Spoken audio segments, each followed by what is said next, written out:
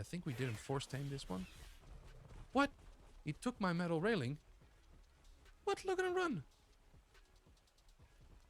What? And he's just... This is not really helpful. What a disaster. So I had my railings. Oh! Okay, well, focus tutorial.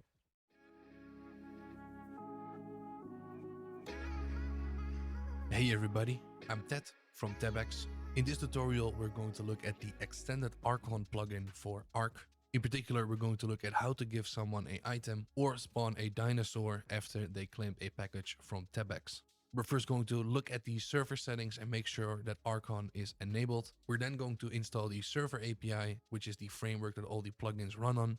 We're then going to install the extended Rcon plugin and test that everything is working in-game. And after that, we're going to set up our packages inside of Tebex to use the commands that we just figured out inside of the game. So let's first go into our hosting company and let's see what the state of the server is.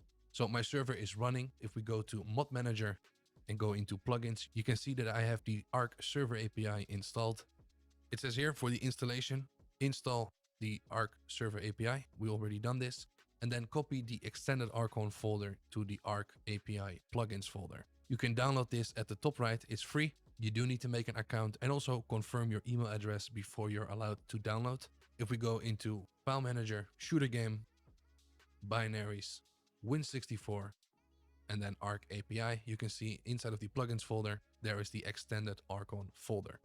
How you install this might depend on your hosting company or even if you're using something like the ARK Server Manager. The steps might be slightly different, just make sure you got this folder inside of your plugins folder. In the case of gtxgaming.co.uk, you can click on API Plugin Manager, say download or update plugins. It kind of explains what you need to do over here. It's fairly simple. You just find the page on gameserverhub.com, then you just copy the name. So in this case, copy this. We can paste it in here as the ID, and then when we click execute, it will download and install, hopefully successfully install the plugin. One thing you also want to double check, once again, this might be automatically enabled depending on how you set up your server. Going into the configuration files, then going into the game user settings. When we open this up and scroll down, you can see here RCONEnabled is true. We also have a server password, a ServerAdminPassword, and also we set a RCONPort. Later on through Tebex, we're going to make a connection with our game server through Rcon. So you want to make sure that Rcon is enabled and you have all the settings set. If this information is missing from your start file, we have this information in the video description. So make sure you add that to your settings as well. With the server API installed, the extended Rcon plugin installed, and making sure that our Rcon is enabled, we then need to join our server. In the case of GTX Gaming, we are going to copy the query information. Then inside of Steam, we're going to go to View, Servers, click on Favorites at the top. You can then just click anywhere and say Add Server by IP address. Paste the information we just copied and then say Add this address to Favorites. So now inside of the game, we're going to go to Join ARK.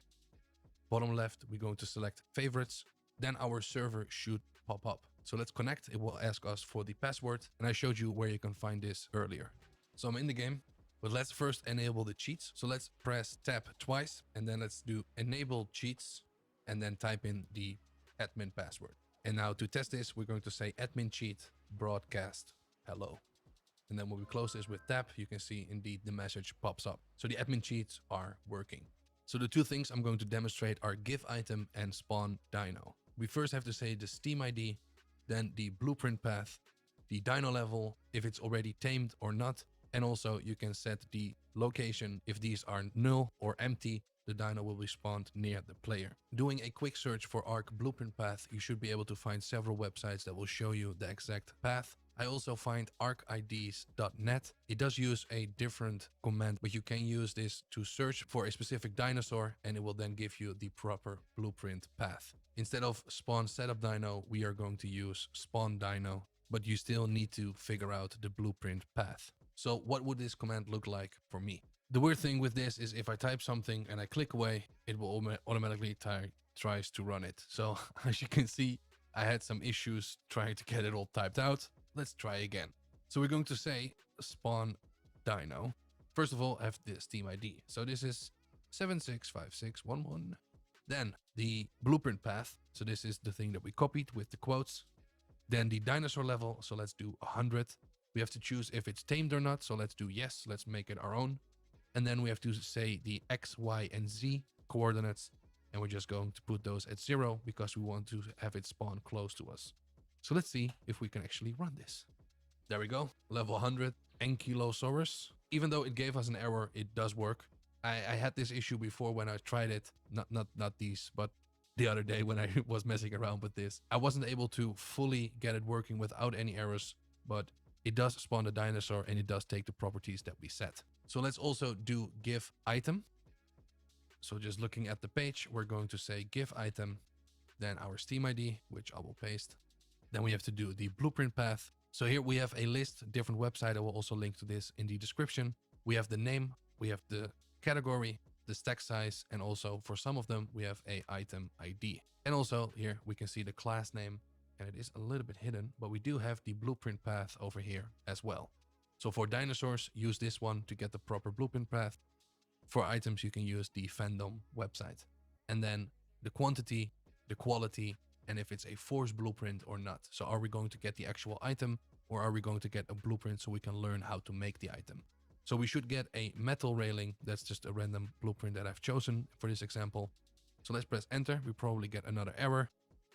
And looking in our inventory, you can indeed see that we have one metal railing. Using the extended Rcon commands, we are now able to spawn a dinosaur next to the player and also give the player an item in their inventory. So now let's connect Tebex to our server and set up a package with the correct commands, so it will automatically run those commands after the package has been claimed. So now we're on Tebex and I'm on my ARK store. Let's first of all go to game servers. Then let's connect our first game server. Let's select Rcon and then click on continue. So let's go back to our host and let's find the information. This is the Rcon information. This is the IP and the port. So let's copy this over, paste this in here. Let's delete the port. So after the colon, like this, select all of our packages if you already created packages. Then let's fill in the Rcon password, which you can once again find in the configuration files that I showed earlier. Let's do a test connection and you can see it says connected. So we can then create our game server. Now a connection between Tebex and our ARK server is possible. Let's set up a package that uses this connection. So I'm going to edit the example package in this case. Then scrolling down, we're going to say game server commands as a deliverable. And then we're just going to paste in the command we done earlier. So we're going to say giveitem, and then instead of the Steam ID, we're going to use a variable. In this case, we're going to use the ID variable, and this will get the primary ID from the player's username. And that's all we need to change from the command we just ran to make it work inside of Tebex. So let's also do the SpawnDino. Let's do add command. Let's paste in the command we just figured out. And then once again, change the Steam ID to be the ID variable. We have to select our game server. And now these should run on the proper server as well. So then you can click update, or if it's a new package, you can click on create. Let's do a test payment. Let's go to payments, payments again. And then let's create a payment. So I filled in my Steam ID. Normally it will automatically take the Steam ID from whoever is logged in to your web store. I selected the example package that we just updated, and then we can create this payment. Let's click on create, go into the game. Well, we already had our railing. I wanted to say let's delete our railing, but Tebex was too quick this time. So we have another over here. In case you missed it, I already got my metal railing, which already got stolen before I even was able to open up my inventory. Yeah, don't come to me without the railing. Do you have the railings? You don't have the railing. So let's do this one more time and make sure that our railings do not get stolen. And we can also see that if we click on view, that the commands are indeed processed. We can do resend if we want to. You don't have to do, but it was a little bit too quick for me. Let's do resend and then quickly go back, and another one spawned, and we got our railing. And now I actually have time to show you that we got our railing before it even got stolen. There are a lot more things that you can do with the extended Rcon plugin. I thought this was a good start to help you get the server connected and running your first commands through Tebex. In the future, I will make more tutorials on the extended Rcon plugin so you can make even more advanced packages. Hopefully this was a good start though, and this was helpful. If anything is unclear, you can always leave a comment down below. And as always, thank you for watching and good luck with your Tebex store.